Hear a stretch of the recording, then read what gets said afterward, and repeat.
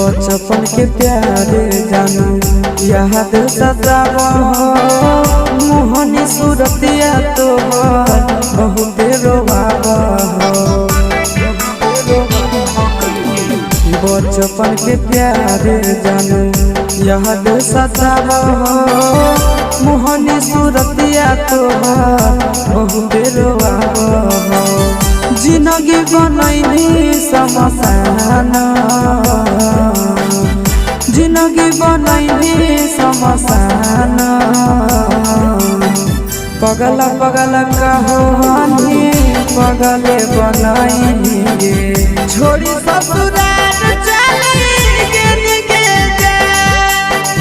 पगला पगला कहानी पगले बनैनी गे